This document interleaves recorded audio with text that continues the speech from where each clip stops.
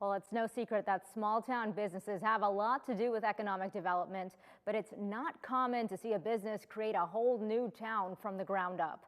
7 News reporter Annalise Murphy joins us now with part 2 of her report on the Fiesta Tableware Company. And tonight she explains the history of the company and how they helped create the town of Newell, West Virginia. The Fiesta Tableware Company has stood the test of time with what many refer to as timeless ceramics. But they are responsible for a lot more than just creating uniquely shaped and vibrantly colored tableware.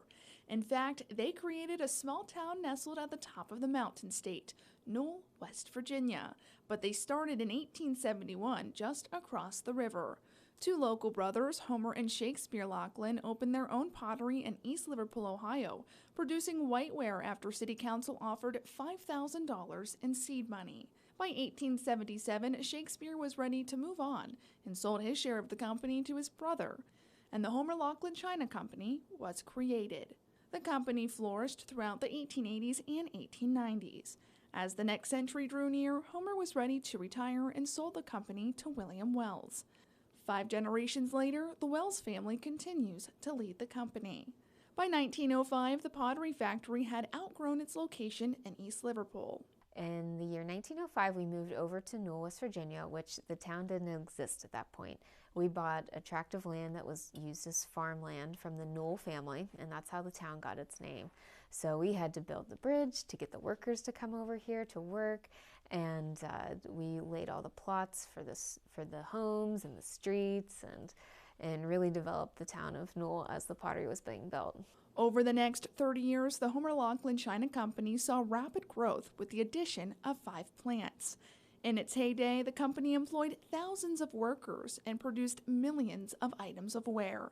The 1930s marked the reign of Frederick Reed, design director who held the position from 1927 until his death in 1942. He is the pioneer of the iconic Fiesta ware, which was introduced in 1936 to help combat problems caused by the Great Depression.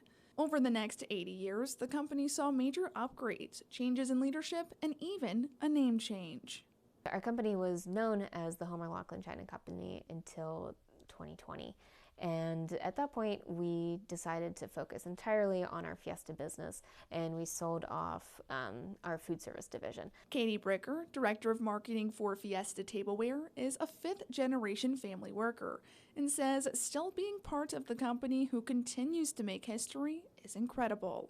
My great-great-grandfather bought the company with a financial partner from Homer Lachlan himself, so my family's been involved. It just makes it so significant what I'm doing, that I'm able to keep doing and working towards the same goals as my family members that came before me. Present day, Fiesta Tableware employs around 300 people and remains an American favorite as a lead seller in dinnerware. Reporting in Hancock County for 7 News, I'm Annalise Murphy, working for you.